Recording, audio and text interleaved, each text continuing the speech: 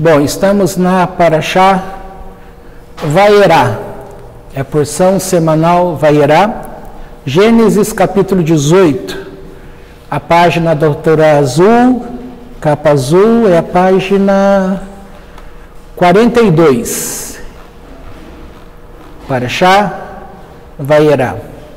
Não é Vaierá, né? É Lech Lechá, não é isso? É porque eu tinha feito aqui e deixei parado. Nós estamos na história de Avraham. Então é lá no capítulo 12. Isso, lá no capítulo 12. Opa, passei aqui. Vamos ver, estamos na página 29. Estamos na terceira porção semanal, que é Lech Lechá. Então diz assim no capítulo 12: E disse o Eterno a Avram: Anda de tua terra e da tua parentela e da casa de teu pai, para a terra que te mostrarei, e farei de ti uma grande nação, e abençoar-te-ei, e engrandecerei teu nome, e serás uma bênção. E abençoarei os que te abençoarem, e aqueles que te amaldiçoarem, amaldiçoarei. E serão benditas em ti todas as famílias da terra. E foi-se Abrão, como lhe falou o Eterno. E foi com ele Lot. E Abrão era da idade de 75 anos na sua saída de Harã. Quem ele toma? Verso 5. E tomou Avrão a Sarai, sua mulher, a Lot, filho de seu irmão, e a todos os seus bens que haviam ganho, e as almas que haviam adquirido em Harã, e saíram para a terra de Canaã. Chegaram à terra de Canaã. Passou Avrão pela terra até o lugar de Shechem, até Elon, planície de Moré, e o cananeu estava na terra. E apareceu o Eterno a Abrão e lhe disse: à tua semente darei esta terra. Agora deixa eu ir mais lá para frente. Olha, vamos ver a nota de rodapé aqui, do capítulo 12. A nota 1 diz assim: os relatos bíblicos não têm um valor narrativo. Cada fato possui um profundo significado moral, ensinando algo, não só à nossa mente para adquirir conhecimento, mas, sobretudo, ao nosso coração. Por isso, a Torá abandona o transcendental e preocupa-se com uma pequena família, a de Avraham, suas vicissitudes e dificuldades. Com Avraham, começa a história dos patriarcas e do povo hebreu. Agora, anda de tua terra.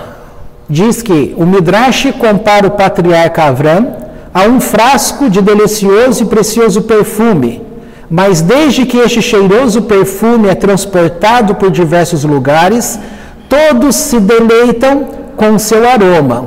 E o Midrash continua: Avrão, que estava cheio de boas ações e belíssimas virtudes, tinha que abandonar a sua pátria para que sua família e seus ensinamentos se tornassem conhecidos no mundo inteiro.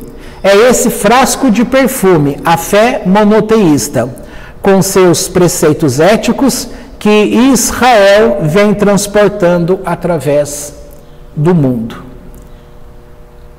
Deixa eu ver, tem mais coisa aqui. Na verdade, tem bastante coisa, tá? Nessa Parashá, a gente também vai... Olha, aqui mostra as 10 provações que Avraham teve, tá? Aqui ele tem esse primeiro chamado. Esse primeiro chamado, ele é entendido de uma forma geral, quando Deus faz um chamado à sua vida. E esse termo Lech Lechá, ele tem essa intenção de falar para você ir para dentro de você. E se a gente pegar o conhecimento de que se tem tanto sobre a psique, sobre a alma que o judaísmo coloca, mas também sobre a física como disciplina que estuda a física propriamente, né? Então você tem a psicologia, né, junto com a biologia, você tem a física e você tem a história e filosofia. Esses ramos, eles precisam andar juntos. Ao longo do tempo, esse ramo ele foi separado. Então você tem a teologia que estava dentro da filosofia. A psicologia também. Psicologia, teologia estavam dentro da filosofia. Você tem a parte biológica, tá? A parte médica do corpo humano, e você tem a disciplina da física, que vai tentar explicar as coisas que se veem, que deveria explicar as coisas que não se veem, tá? Porque o que mais tem no universo é aquilo que o homem não consegue enxergar. Por quê? Porque os materiais, os instrumentos de medição que existem até o dia de hoje, eles não conseguem captar, tá? Por quê? Porque tudo é energia, tá? Bom, eu estava falando dessa questão sobre Avraham, né? Então vamos pensar, quando vai para dentro de si, primeira coisa que a gente tem medo, o que é que está dentro da gente? Por isso que ficou popularizado essa questão de inconsciente. E o inconsciente, de uma forma errada, ele foi colocado para a turma, e a turma, de uma forma geral no mundo, elas acreditam que o inconsciente é que nem uma lata de lixo. Aquilo que te incomoda, aquilo que dói, você rejeita, vai para o lado do lixo. E aquele lixo, ele vai ficar lá, tá? Ele foi reduzido a diversas coisas, mas a parte acertada é o quê? Como que você vai para dentro de você se você está no meio do lixo? Quem é que anda no meio do lixo? Os pobres, aqueles que estão necessitados, que têm fome. Aonde eles vão procurar recursos? No lixão, não é assim? Mas essa é uma imagem muito degradante ou degradativa do ser humano. Alguém que perdeu tudo e agora ele está vivendo daquilo que é sobra, o lixo, tá? Muitas pessoas fazem dinheiro desse lixo, tá? E o que significa isso? Se você vai para dentro de você e você começa a perceber o lixo que você é, o que você vai fazer? Você vai andar no meio do lixo? De jeito nenhum, você para. Então, o ser humano, ele não está acostumado a saber quem é ele. Ou seja, a gente fala tanto que deseja conhecer o outro, mas a gente não conhece nem a nós mesmos, justamente por causa do lixo. E também ficou propagado aos 4 cantos do mundo que aquilo que você vê no outro é justamente aquilo que está em você. Quando eu falo mal do outro, e a gente fala mesmo, né? A gente fala mal do outro. E se a gente fizer um exercício, que a gente não faz, nem eu, tá? A gente não faz por quê? Porque faz parte do lixo. Está em mim, eu não quero ver, mas eu vejo no outro. Aí eu critico. Mas eu teria que usar aqui. Por que eu estou falando desse outro? Se eu falo que ele não faz, eu também não faço. Se eu começar a andar no meio deste lixo, é que essa palavra lixo ficou muito pesado, né? A psicologia traz palavrinhas bonitas, regressão, traz lá outras palavrinhas bonitinhas, mas no fundo, esse termo que eu estou usando, este lixo, é justamente porque aquilo que nós somos do lado de fora, nós estamos separados do lado de dentro. E ainda mais por cima, que a presença de Deus, ela não vai ser percebida logo nas primeiras camadas do lado de dentro. Para se perceber a Deus, você tem que caminhar nas camadas do chamado coração. Entendeu? Esse chamado que Deus faz para Avram, e depois, mais ali na frente, nós vamos ver que o nome dele vai ser trocado para Avraham. Por quê? Porque ele não podia ter filhos. E ele tinha reclamado com Deus que se ele já tinha andado para dentro de si e encontrado a presença do Deus que é único, lembrando que ele está na 10ª geração pós-dilúvio. E o dilúvio tinha acontecido para fazer uma limpeza, ou seja, para tirar o lixo. E agora o lixo já está de novo imperando. E a idolatria reinava. E o pai dele tinha uma fabriqueta de ídolos na casa dele. Tá? Mas, mesmo assim, ele conseguiu sentir a presença do verdadeiro Deus. E a função dele foi justamente declarar ao mundo que a idolatria não serve, porque ela é morta, mas há um Deus que é vivo.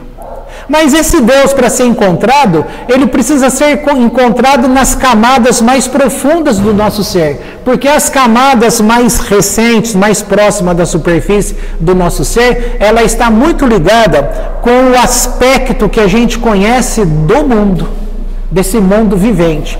E esse mundo vivente, a gente está aqui e a gente aprende. Eu tenho que estudar, eu tenho que crescer, eu tenho que estudar idiomas, estudar uma profissão, eu vou me casar, eu terei filhos, eu preciso ser uma pessoa no sentido civil, preciso de honestidade, eu preciso votar, eu devo fazer o bem. São coisas burocráticas que a gente está vendo do lado de fora, e que se a gente andar nesses trajetos, seja homem, seja mulher, nós vamos alcançar um bom proveito.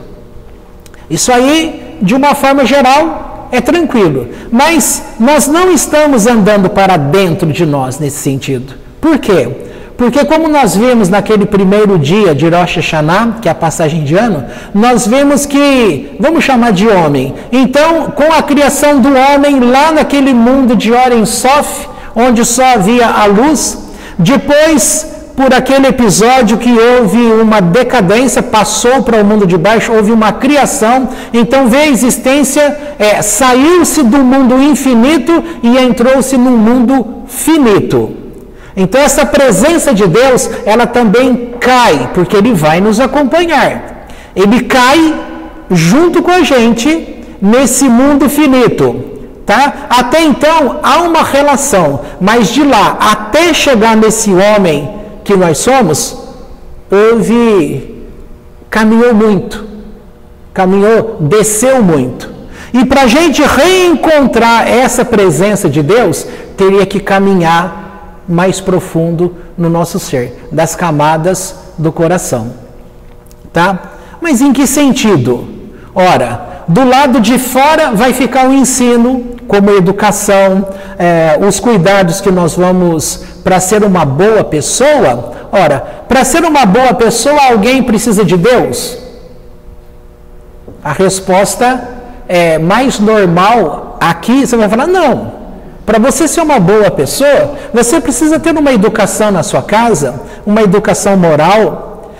Você precisa olhar para as necessidades do seu pai e da sua mãe, naquilo que você pode acolher. Você pode aprender a sair da sua cama, juntar ali a roupa, não deixar tudo bagunçado. Essa educação que vai preparando este homem ou esta mulher, lá para quando for adulto e casar, já está acostumado em manter uma casa adequada, para não se viver no meio de uma sujeira. Tá? Vai para a escola. Você tem que aprender a língua do país que você está, se você vai aprender a respeitar a vida do outro, etc, etc. Então, esse sentido lá no final das contas, que vai fazer a pessoa ser um bom profissional, vai dizer assim, mas vai precisar de Deus para isso? A impressão que dá é que essas escadinhas para conduzir a pessoa a esse bem-estar, não precisa de Deus. Agora, por que se diz que não precisa de Deus? Porque este mundo chamado assim onde nós estamos, ele já está, praticamente sem a luz de Deus neste mundo. O que ficou é essa casca, essa aparência, que qualquer pessoa que se revestir desta aparência, ele vai ser aceito por essa sociedade.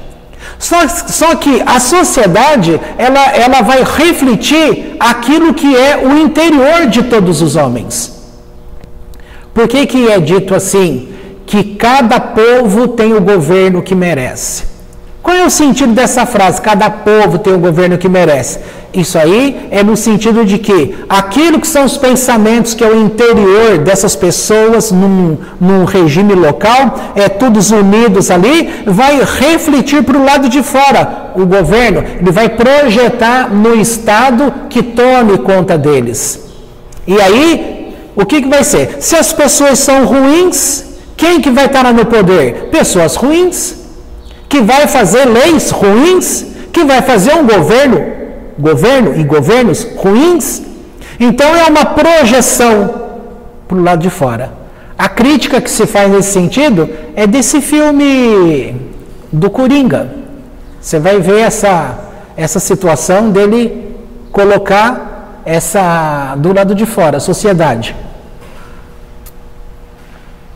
Então você vai perceber que muitas doenças, a chamada psicopatologia, ela de interna, ela passa para o social. O social doente revela os homens, as pessoas doentes. Tá? Bom, para não entrar nessa parte de economia, de política, era só para ver que essas camadas internas nossas, doentia, vai para fora.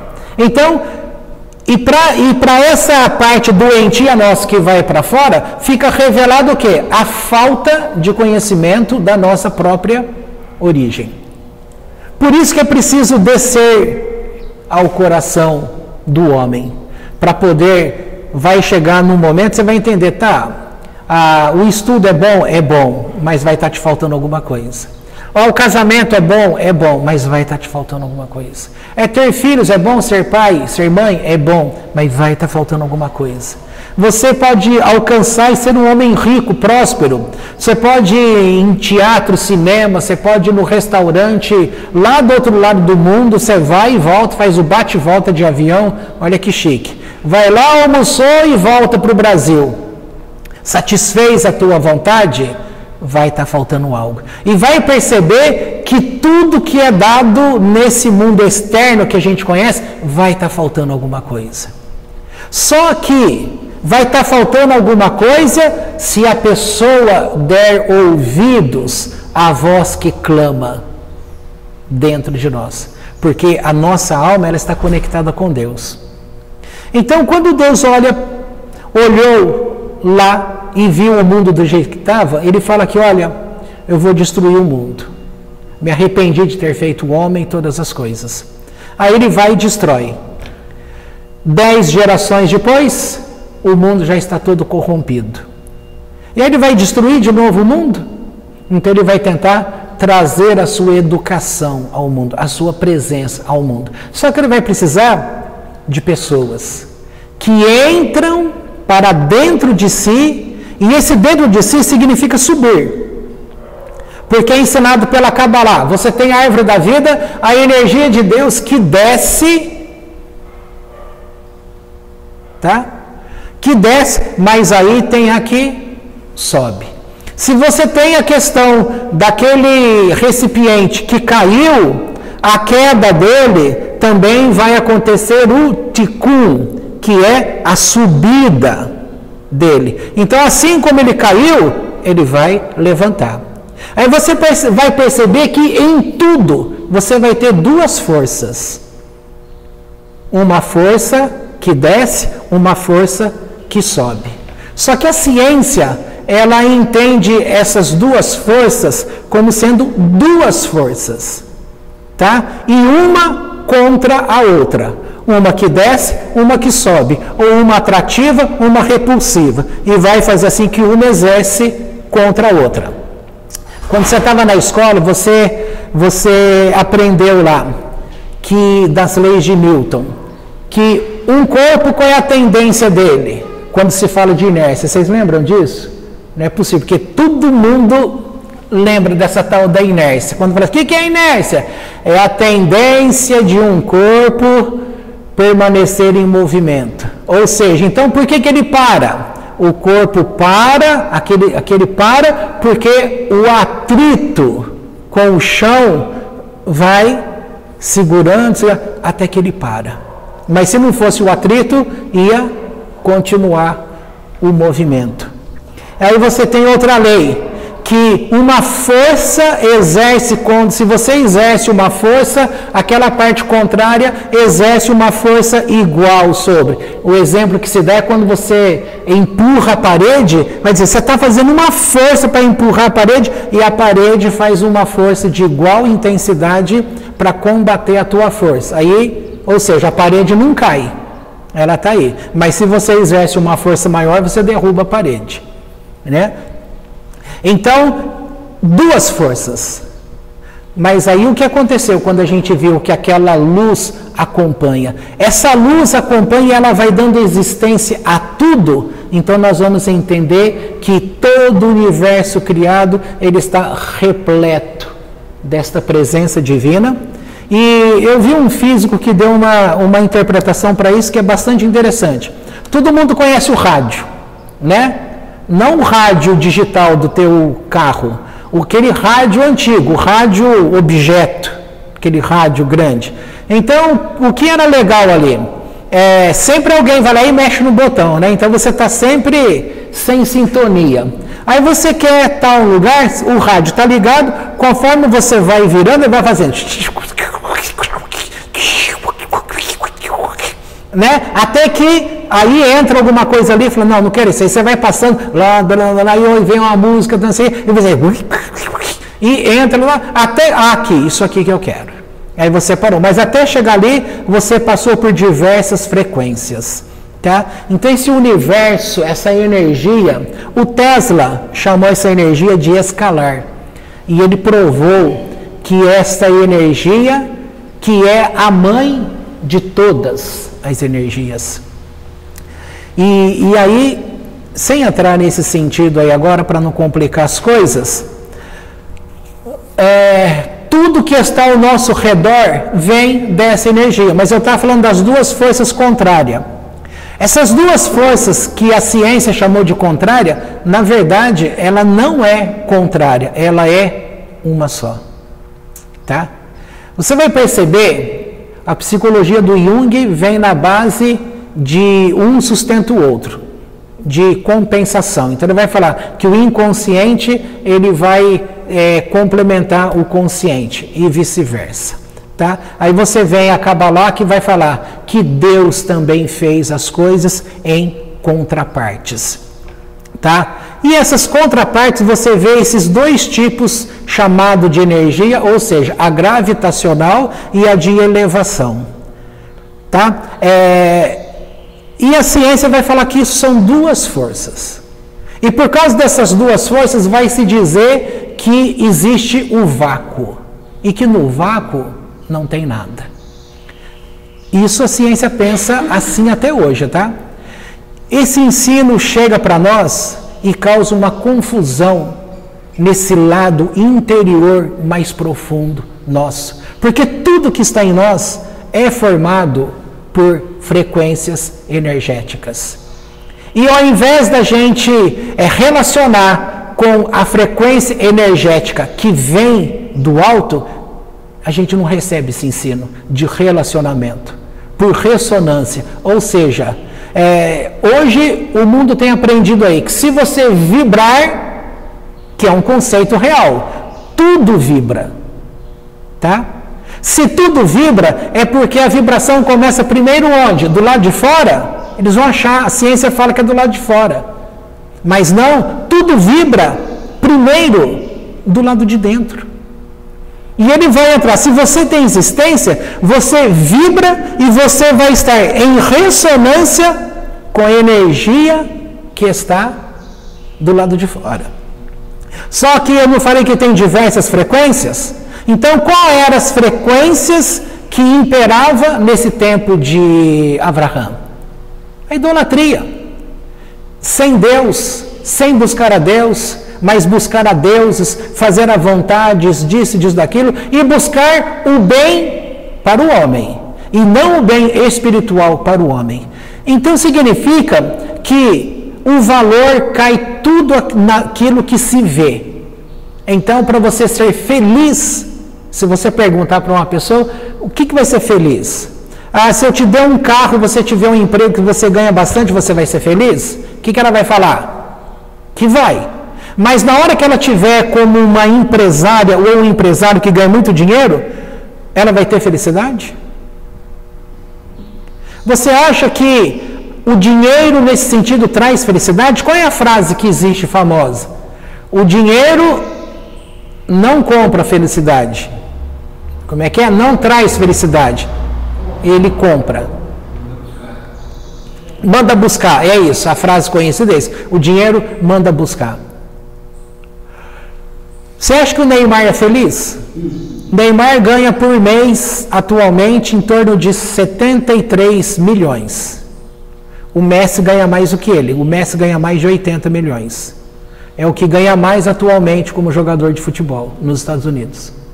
Ele ganha mais de 80 milhões de reais por mês. Você acha que essas pessoas são felizes? Se pode comer alguma coisa, você vai lá e compra. Os filhos de pais ricos são felizes?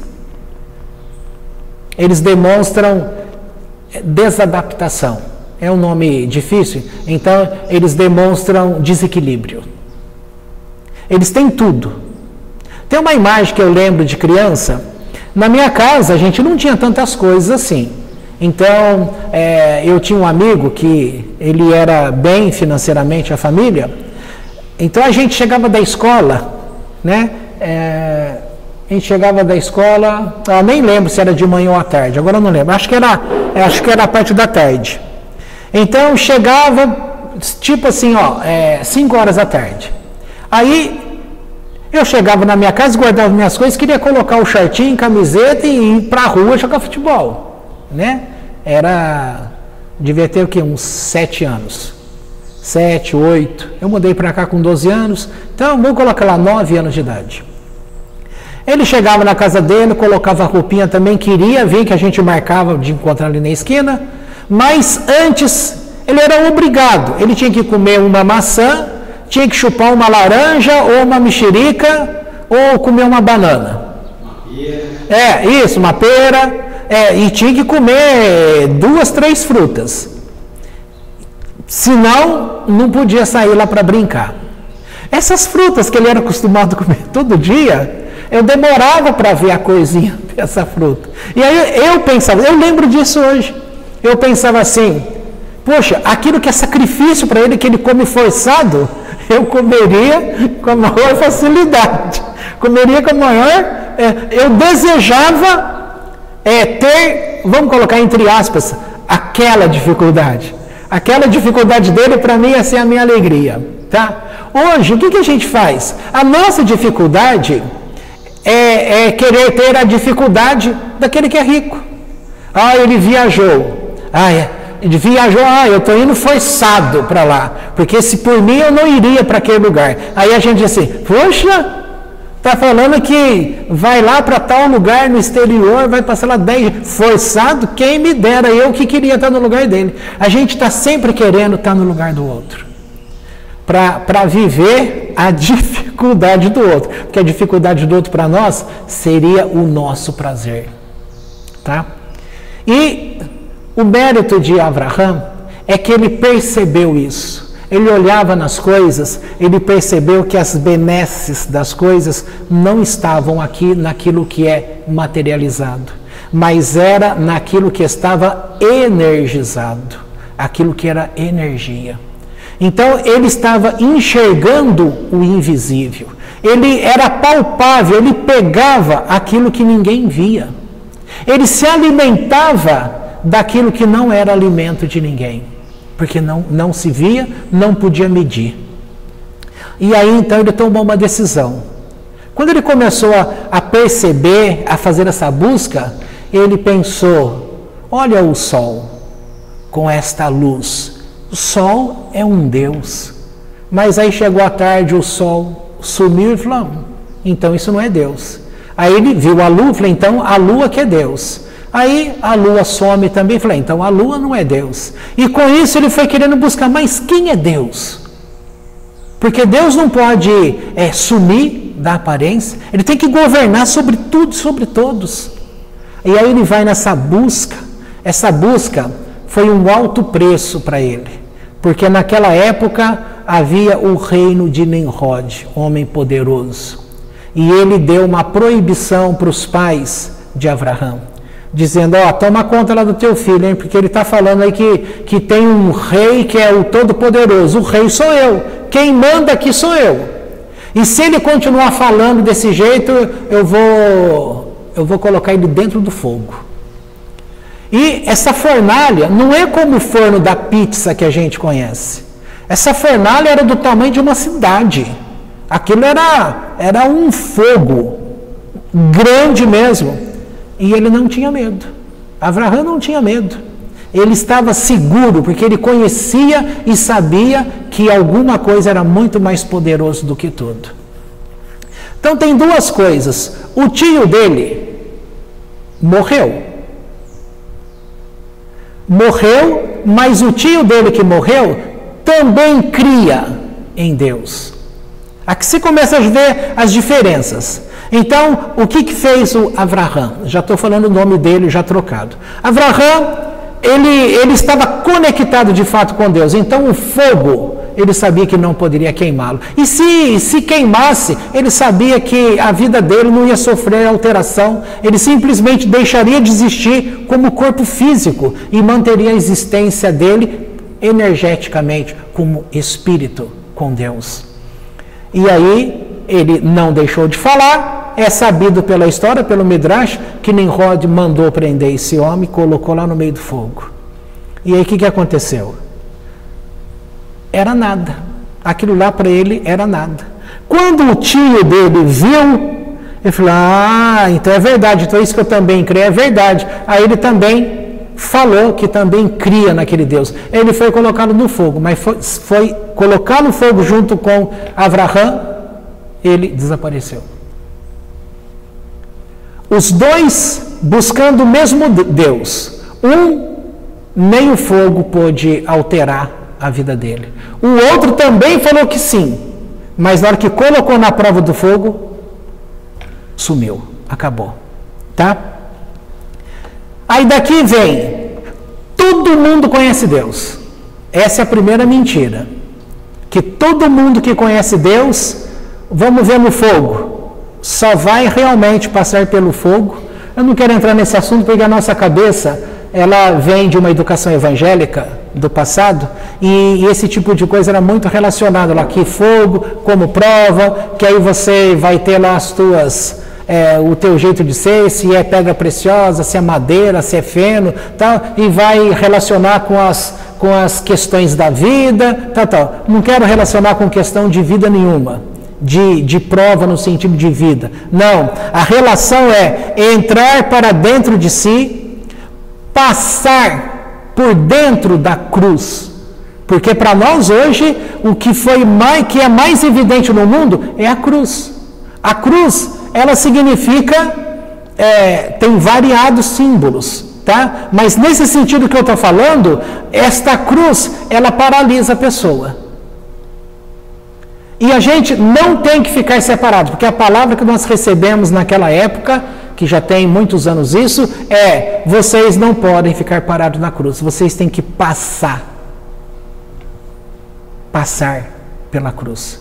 E quando a gente passou pela cruz, a gente descobriu que tem muita coisa pós-cruz, para o nosso ensino daquela época, tá? Imagina você voltando-se para dentro de você. Você vai começar a perceber camadas. Você vai começar a perceber... Poxa, é duro falar algumas coisas, né? Porque se você fala alguma coisa, passa a impressão para as pessoas que você está se promovendo. Mas, então eu vou criar uma história, tá? Imagina que você está num lugar sentado, um lugar escuro. Não muito escuro, igual está aqui. Aqui hoje está tudo meio nublado, não tem tanta claridade. Mas imagina que se a gente apagasse essas luzes aqui, não ia ficar escuro de escuro, mas ia ficar um pouco escuro, certo? E aí imagina você perceber uma linha, um facho de luz tipo essa fluorescente, tá? Mas não luz elétrica. Você está ali sentado, você está observando, de repente você olha aqui para sua mão e você vê um facho de claridade, não tão forte como está aqui, mas você percebe uma claridade bem sucinta. Se você prestar atenção, você percebe. Se você só olhar assim, você não vê nada, tá? O que acontece com a gente é isso. A gente não presta atenção.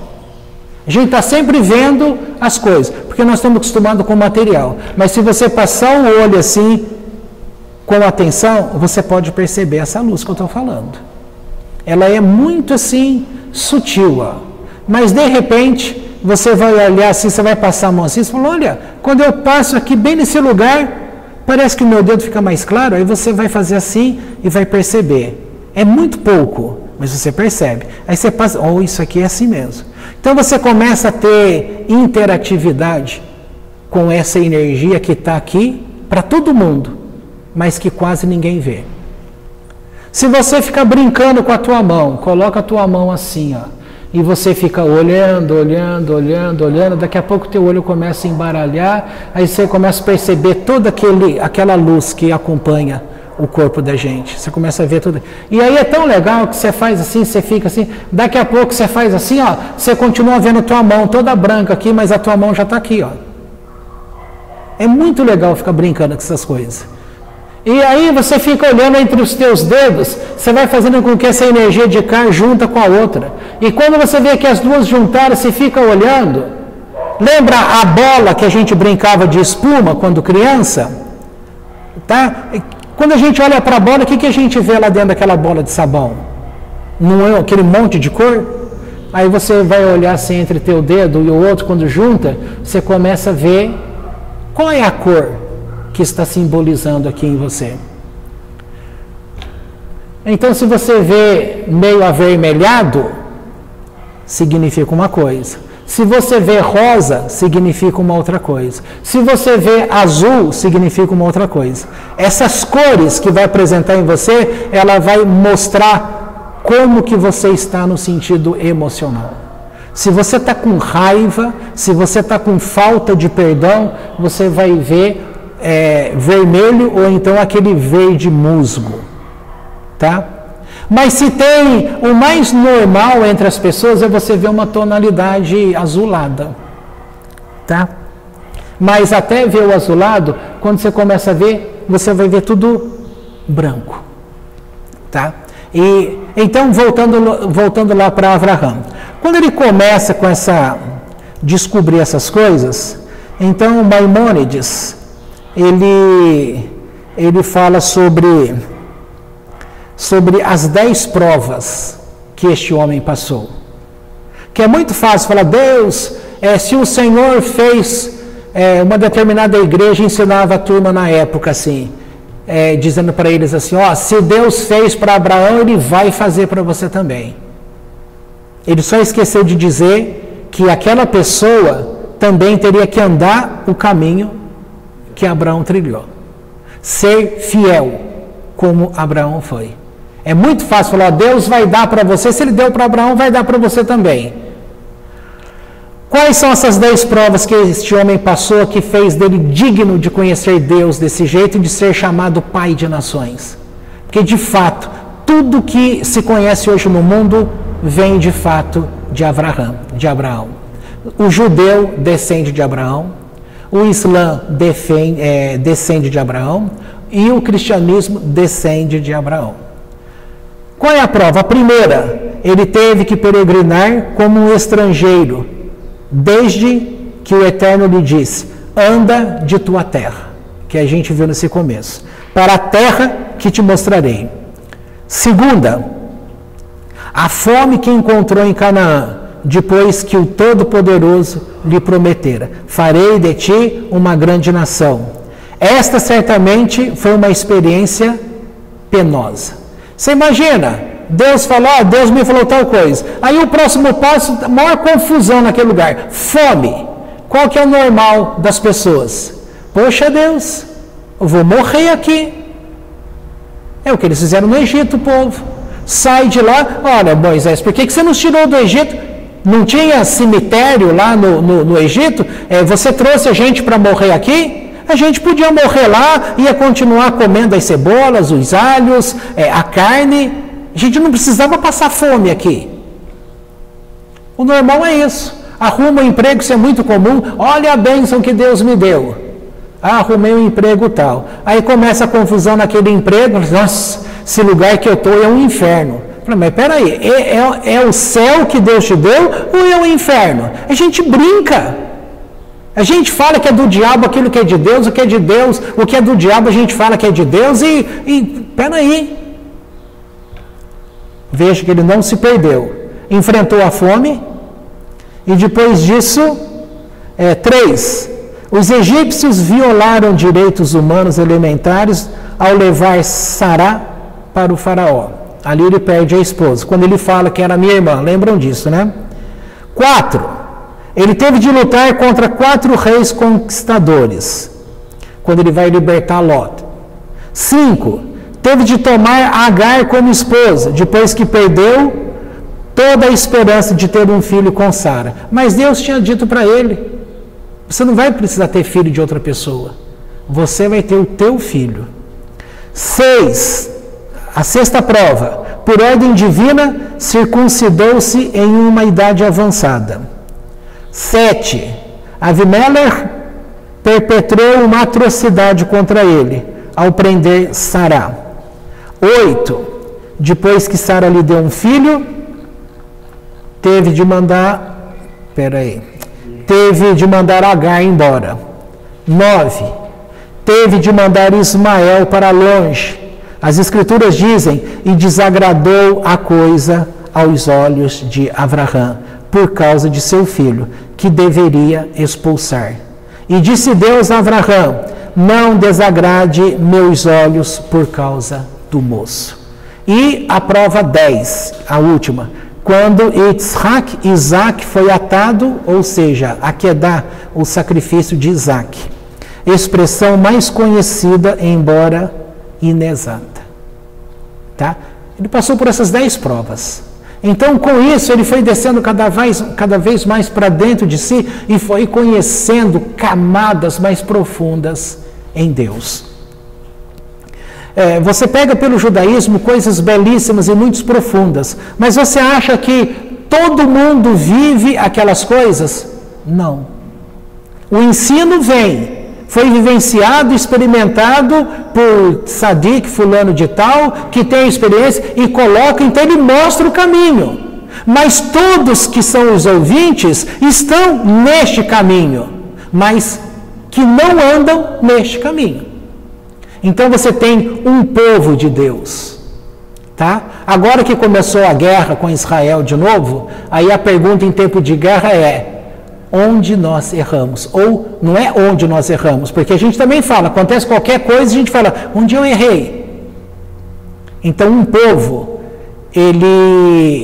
quando Josué, por exemplo, na primeira empreitada dele, que Deus mandou ele destruir a cidade de Jericó, foi dito para ele o quê? Ô mosquinha, foi dito para ele o quê? Ninguém pode pegar nada daquele lugar, hein? Nada. Não vai pegar despojo nenhum. Mas um fulaninho lá pegou, né? E aí, na próxima conquista, que é a cidade de Ai, eles quebraram a cara. E aí vem aquela tristeza, o que aconteceu? Até que descobriu, Deus fala, reúne todo esse povo, eu vou mostrar o que foi que aconteceu. Por causa de uma capa de ouro, por causa de... Então, ainda as pessoas no mundo materialista, porque você vai falar que o mundo é espiritual para as pessoas?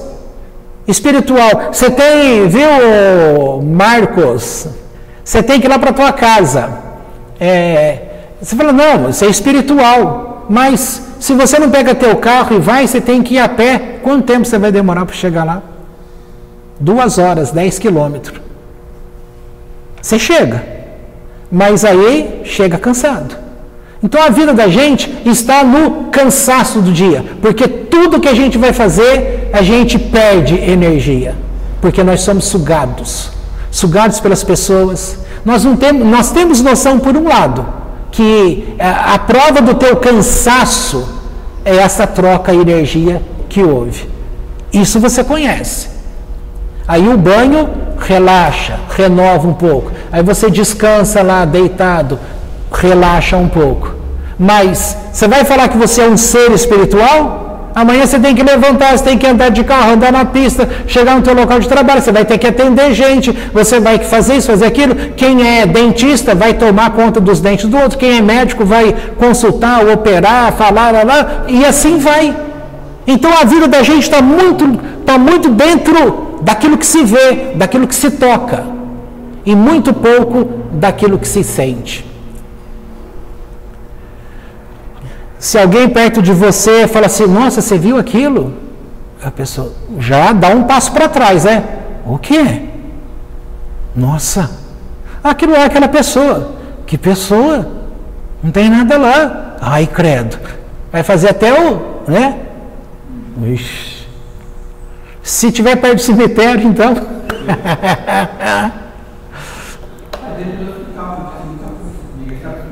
Ah, no hospital tem mesmo.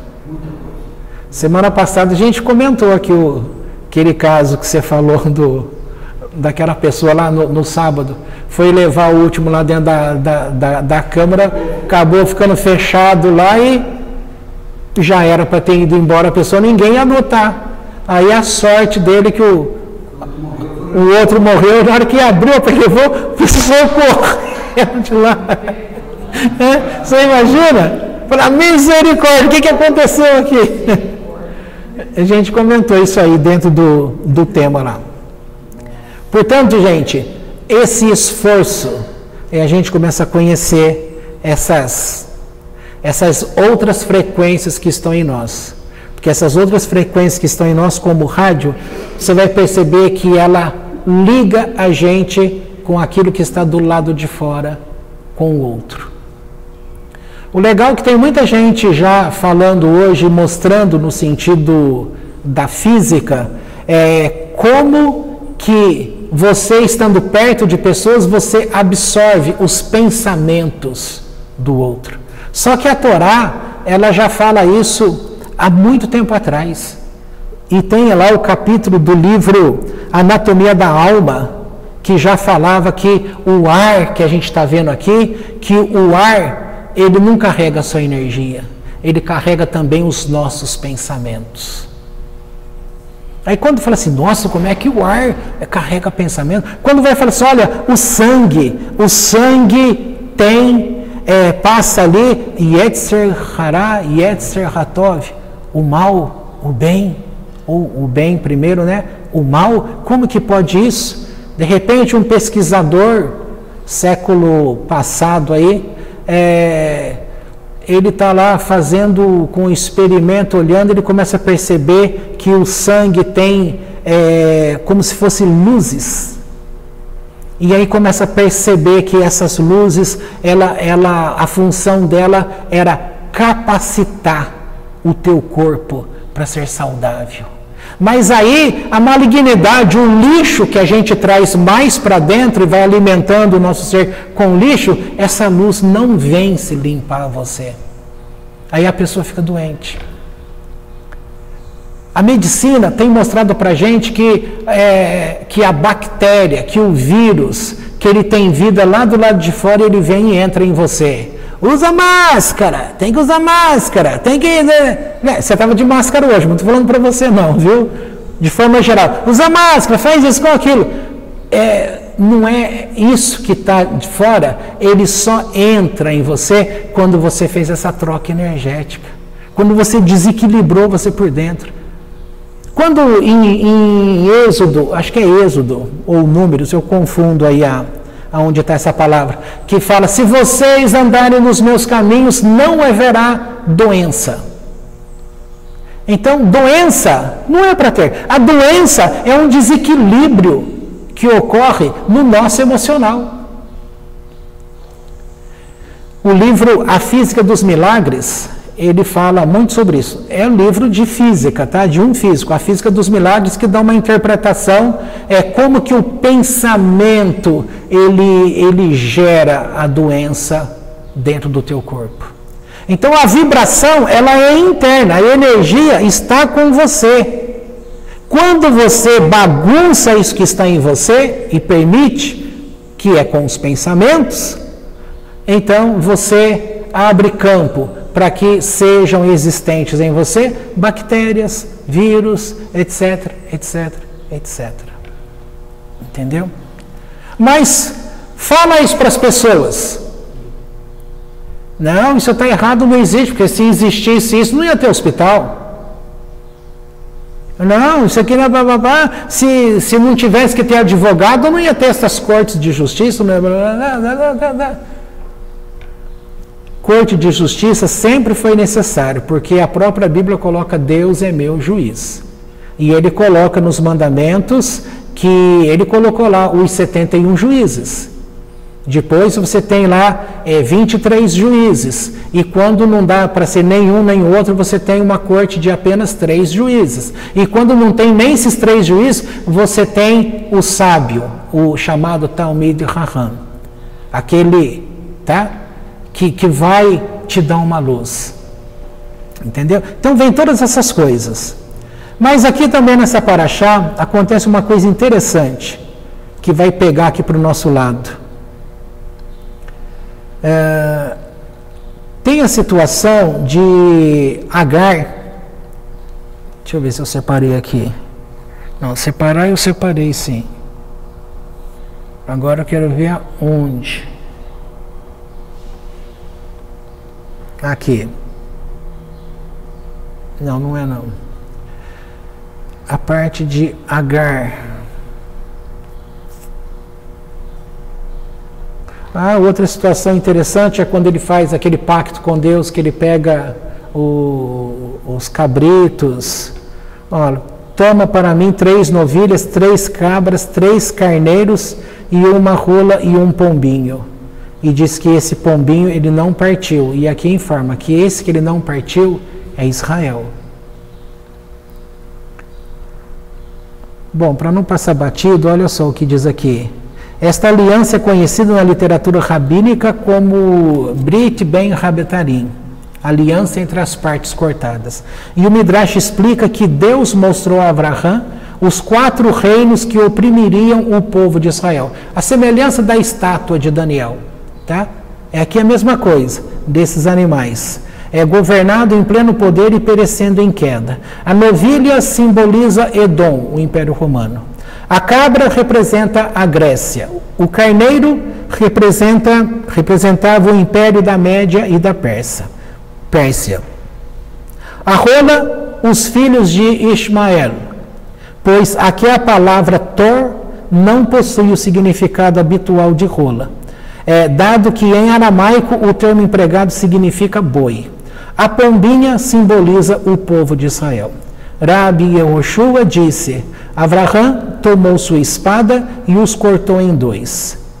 Se não os tivesse dividido, o mundo não poderia existir. Mas ao dividi-los, debilitou seu poder e colocou cada parte enfrentando a outra.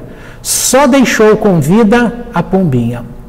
Abraham se levantou e rogou ao Santíssimo, bendito seja, para que estes 4 reinos não subjugassem seus filhos, até que uma grande escuridão desceu sobre ele e adormeceu. por causa da intensidade com que orou para que seus filhos sobrevivessem a estes 4 reinos. Então veja que Israel está relacionado com épocas, não é apenas um povo. Aí vai falar de... Aqui achei a parte que eu queria. Capítulo 16 diz assim: E Sarai, mulher de Abrão ainda, né? Não lhe deu filhos. Ela tinha uma serva egípcia e seu nome era Agar. Essa Agar aqui, ela era uma princesa, viu? Ela não era escrava de escravo, né? Ela era a filha do... Ela era a filha do faraó. Porque quando ele viu as coisas todas acontecendo lá, ele falou: filha, é melhor você ir embora com ele para você ser princesa na casa de um justo do que você ser princesa aqui, onde nós estamos. E não enxergou o lado espiritual.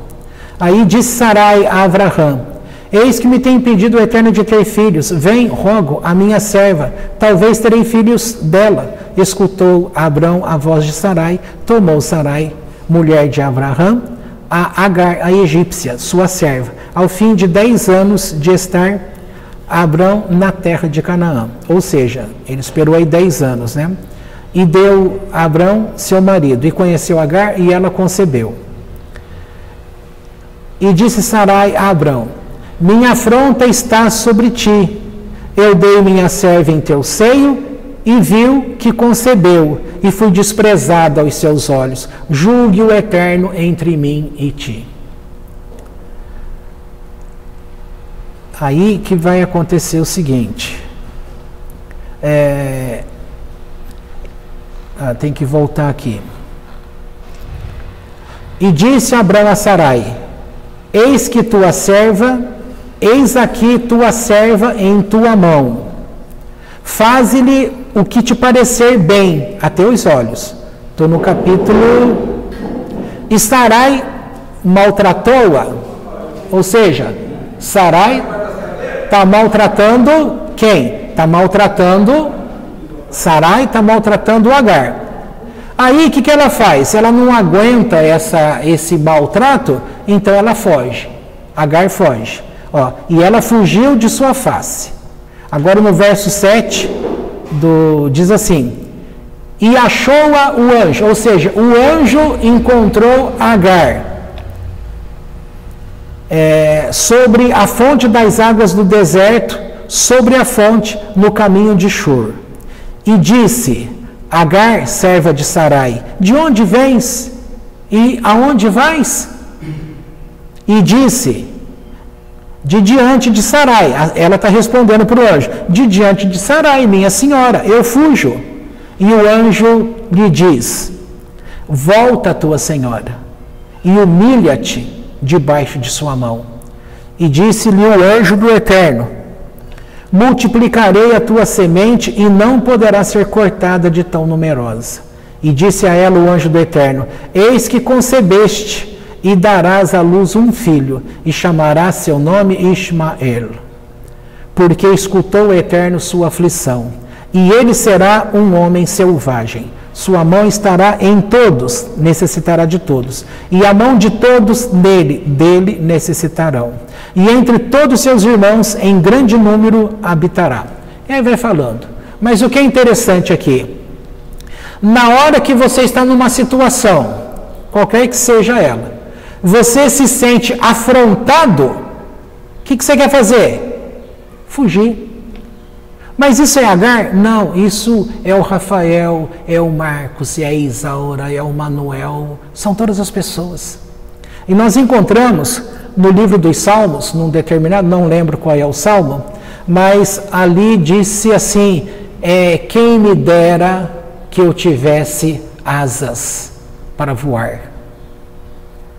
Essas asas para voar, as asas estão relacionadas com uma relação lá com o Salmo 91, mas por outro lado ela vai mostrar aqui, asas para voar, que você quer fugir. Aí a gente vai lá para o livro de Jó, acontece a mesma coisa. Naquele desespero ele fala: cadê o juiz? No Jó 23, cadê o juiz Quem dera eu soubesse onde está o seu trono, eu iria lá e iria me apresentar, iria colocar minha queixa e certamente ele me daria a resposta. Aqui novamente mostra que a gente está perdido. Tudo que acontece com a gente não desce para dentro de nós porque a nossa maldade, os nossos sentimentos impedem a nossa descida. Então a gente não conhece Deus. Porque a gente não vai para dentro da gente. É lech lechá, vai para dentro de você. Quer conhecer Deus? Vai para dentro de você. Supera essas dificuldades que nós temos. Porque senão Deus é culpado porque eu não tenho emprego bom. Deus é o culpado porque eu não tenho filho. Deus é o culpado porque eu não tenho igreja. Deus é o culpado porque eu não falo profecias. Deus é o culpado, Então tudo Deus é culpado. Como é que você vai descer para dentro de você para conhecer Deus? Se está cheio de cadeias, aí você fica preso. Não vai. Aí você está vendo, não é só você. Até o povo da Bíblia, até os mais, olha, essa daqui, Agar, ela está ali na casa de Abraão. Aquele que entrou numa cidade de fogo e não foi morto. Mas mesmo ele se deitando com ela e tendo um filho dele, não fez com que ela não tivesse nela essa vontade de fugir. Bastou vir lá a encrenca, ela falou, vou fugir. E fugiu. Aí o anjo a encontra lá e fala essas coisas que eu estou te dizendo. Tá? Mas quando esse anjo fala, olha só, você foge e o anjo te encontra e fala uma coisa que você não queria ouvir. O que ele fala? Volta e se coloque debaixo da humilhação. Primeira coisa que a gente aprende aqui. Será que o anjo, aqui na qualidade representando Deus, fala assim, volta para a casa de sua senhora? Aí ela podia falar assim, mas espera aí, eu estou fugindo de lá porque eu não aguento a opressão, a dor, eu não aguento aquele lugar. E você está falando para eu ir e me colocar, me sujeitar a este lugar? Tem certeza que é Deus que está falando comigo? Ou é uma fala de Satã? Aí geralmente as pessoas vão falar assim, isso é engano. Como que Deus, que é tão bom, vai pedir para que eu fique numa situação de humilhação? Mas nós sabemos o que é bom para nós? Se ele está falando volte e coloca-te debaixo da humilhação, é porque essa humilhação, ela não é coisa ruim. Mas para a nossa cabeça, isso num sentido espiritual, energético, a gente entende. Quer dizer, nesse sentido aqui, você entende, vai ser bom. Mas a mente vai falar assim, Deus, não é como é que fala assim, valha-me Deus. Não é isso que, outra frase famosa aí? Valha-me Deus. Deus, você está me mandando ficar lá na toca do leão, na boca do leão? Você está querendo que eu sofra todas essas ações? Para quê? O que eu fiz para você? Então me mate primeiro, me tire desse mundo. Aí a gente entra com as nossas, né? Todos nós fazemos isso, viu? A gente entra aí com o coitadinho que nós somos, fala, Deus, não é justo, olha lá o que está acontecendo. Mas a orientação é, volta, coloca-te debaixo desta situação. Aceitando ou não, ela foi e se colocou debaixo dessa situação. E o filho dela nasceu. Tá? O Ismael é o pai dos árabes, povo forte, que está aí no mundo todo. Outra coisa interessante que vai ocorrer aqui, uma mudança de nome. Isso aqui é interessante, hein? Agora também eu não lembro onde é que está. Olha só que interessante isso. No capítulo 17, diz assim, e tinha Abrão, ele não mudou o nome dele ainda, hein? Abrão, 99 anos. Apareceu o Eterno a Abrão e disse-lhe, Eu sou El Shaddai, Deus Todo-Poderoso. Interessante que essa palavra aqui, ó, é Shaddai, ela é escrita com a letra Shin, o Dalet e o Yud. Shaddai. Se você tira de Shaddai o nome de Deus, que representa aí o Yud, se você tira, sabe o que virou?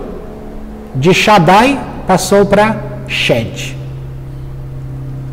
Ou você está debaixo da orientação do Todo-Poderoso, ou você está debaixo da ação de um Shed. É muito fácil uma situação dessa.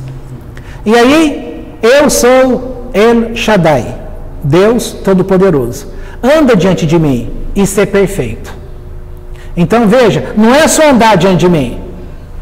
As coisas começam ruim para a gente fala, Deus, eu dou meu dízimo, eu faço sedacá, eu leio a tua Torá, eu vou na igreja. Mas a gente não vai perceber que nós não estamos perfeitos.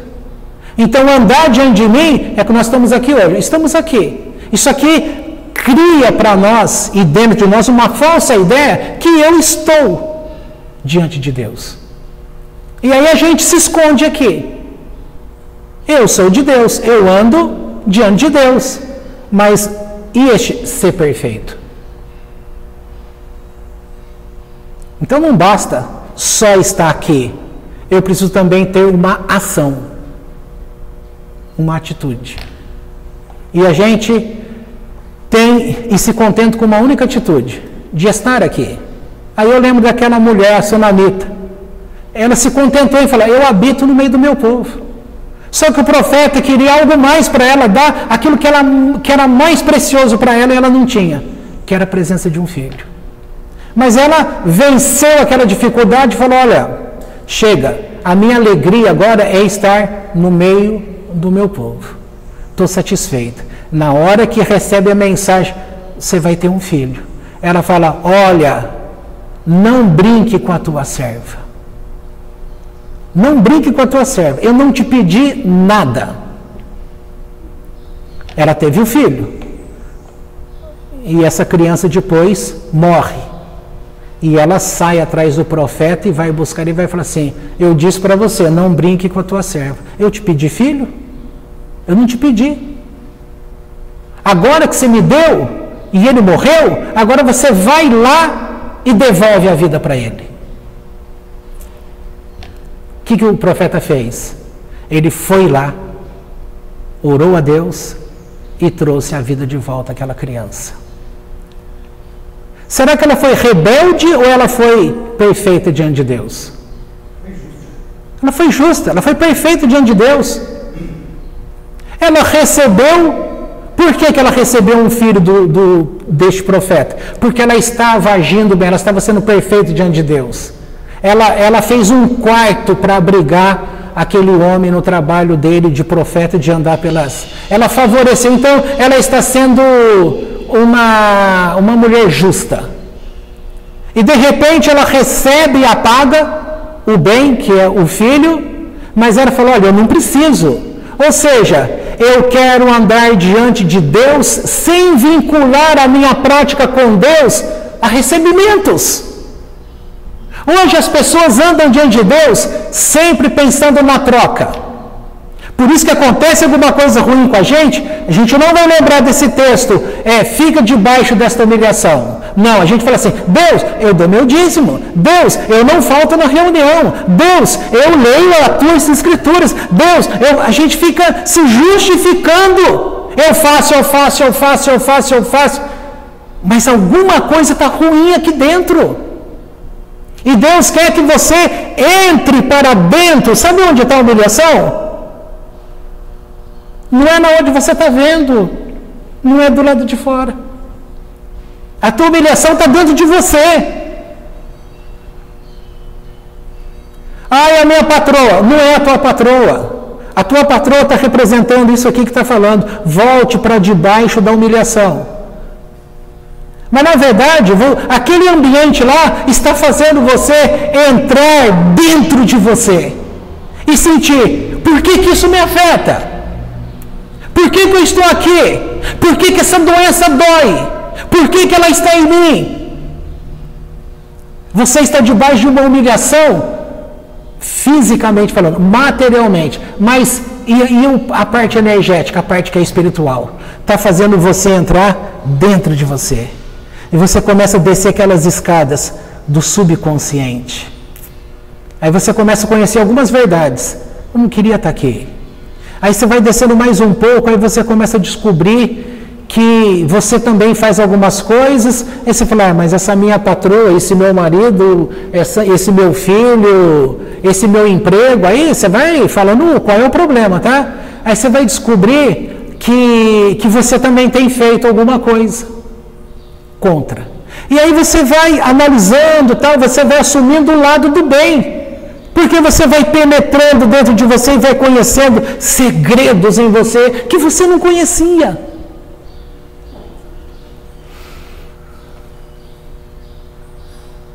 Bom, deixa eu ir aqui.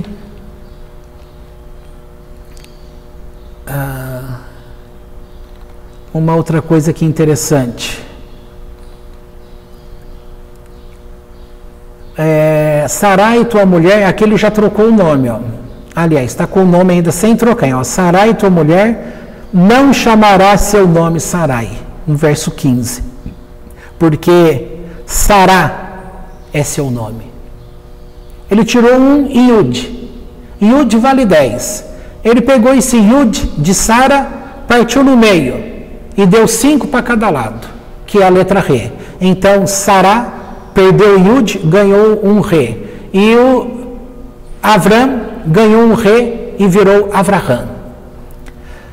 E abençoá-la-ei, e também darei dela para ti um filho, e abençoá-la-ei, e virá a ser nações. Reis de povos dela sairão. Então prostrou-se Abraham, agora que já alterou o nome, ó, Abraham com o rosto em terra, e ele riu. E disse em seu coração, sendo eu da idade de 100 anos, nascerá filho?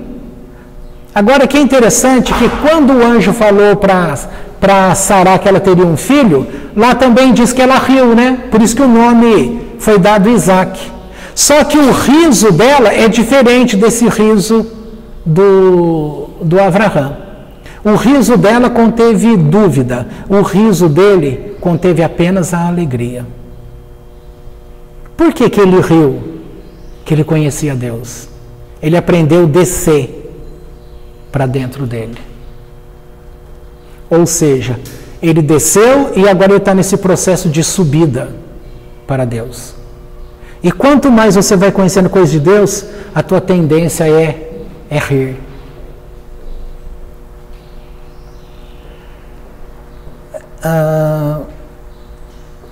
Aqui é dito, Sarai é seu nome. O comentário da Torá diz assim, no Talmud, Rosh Hashanah 16b, está escrito o seguinte, 4 coisas anulam a sentença decretada a um homem. A tzedakah, a caridade, a oração, a mudança de nome e a mudança de proceder. A prova que a mudança de nome faz mudar a sentença e o destino da pessoa, encontramos no que aconteceu com Sará. Deus mudou o nome de Sarai, que é Shin, Dalit e Yud, e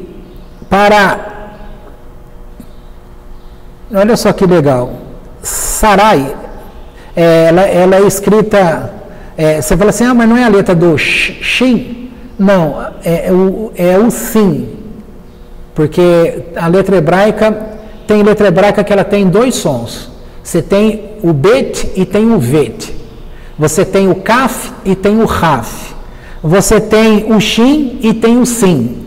O que vai diferenciar é que é um ponto, tá? Dentro da letra para te informar que ela não é, que ela é o outro som. Aqui no caso, se fosse normal o Shin, dá aqui, ó, Shaddai. Ó, Shin, aqui é o Uresh. Você tem Sim, Resh e Yud. Sarai.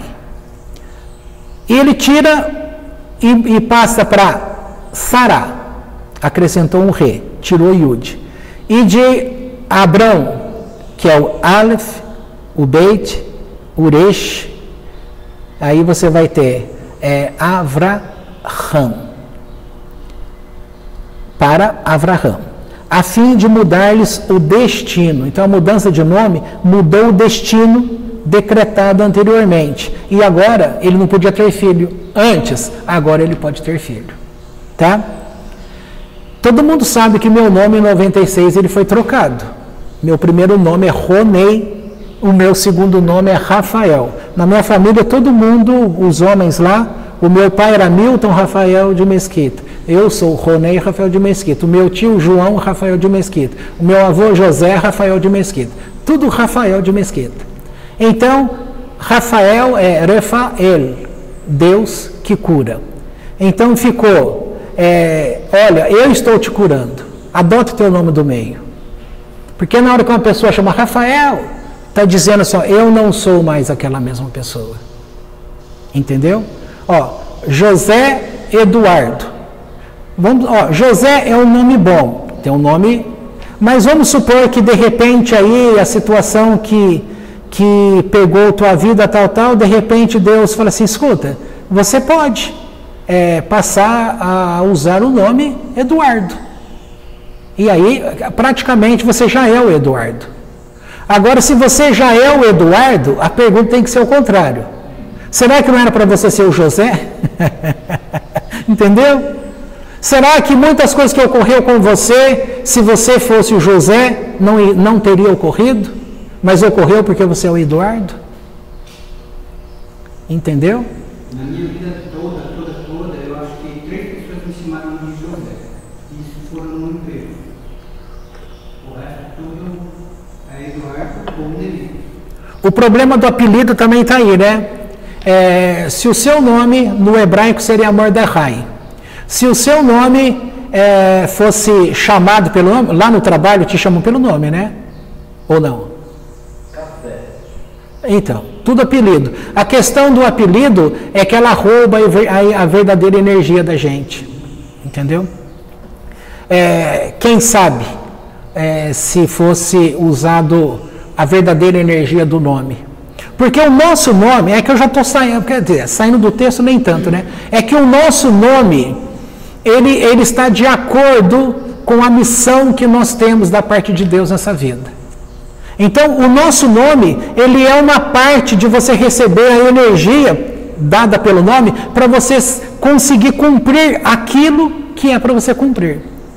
Mas quando a gente desvia do nosso caminho, não cumpre nossa missão, a gente pode ser obrigado a ter que voltar numa outra vez para terminar a nossa função. Tá? Então fica aqui, quando uma pessoa está muito doente, doença para a morte, os rabinos vão lá e trocam o nome da pessoa, para mudar a energia. Tá? Então fica aí a dica, tá bom? Busque a Deus, quem sabe aí o mudança. Não estou falando para ninguém mudar de nome, tá? Não estou falando isso. Mas por outro lado eu estou falando isso também, porque o exemplo é comigo. A minha vida era uma quando era Ronei. Ela é outra como Rafael, tá? Preste atenção nisso, perceba, tudo tem que ser um testificar que venha de Deus, ok?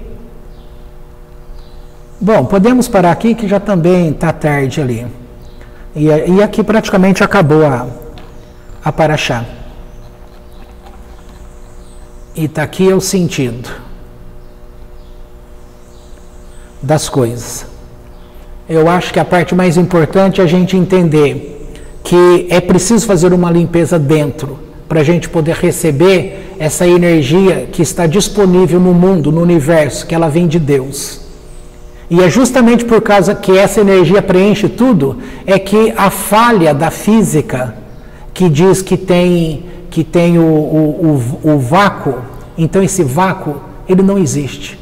Porque a energia que está dentro desse vácuo, eles chamam de vácuo, mas a energia que está lá dentro é essa energia única que vem de Deus, mas que ela tem os dois polos. A física não aceita isso. que tem a energia gravitacional e a de elevação. Essa é a resposta do porquê o movimento do mundo tudo é circular. E aqui foi onde o Einstein errou, porque ele pensou nesse circular como sendo o mundo como sendo simplesmente curvo. Mas o mundo, na verdade, ele não é curvo porque ele simplesmente é curvo. Ele é curvo por causa dessa ação. Se não fosse essa ação de gravitação que puxa e a outra que eleva, não teria como. Por que a gente fica de pé? Quando você cai, a gravidade te derrubou. Você tropeçou, você desequilibrou e caiu. Mas por que você levanta? Porque é força de elevação. Então, naquele momento, há uma troca. Uma pega na outra. Vocês já viram como que é expressado os chakras dentro da gente? Ele é um vórtice. É justamente isso. Ele tem dos dois lados. E ele aqui representa esses dois polos de uma única força. Então, um lado atrai, o outro lado expulsa. É a força de atração e retração. Retrativa. Entendeu? Se a gente começa a compreender isso, que essas duas não são duas, é uma coisa só. A gente vai começar a perceber que a resposta lá do Newton, peraí.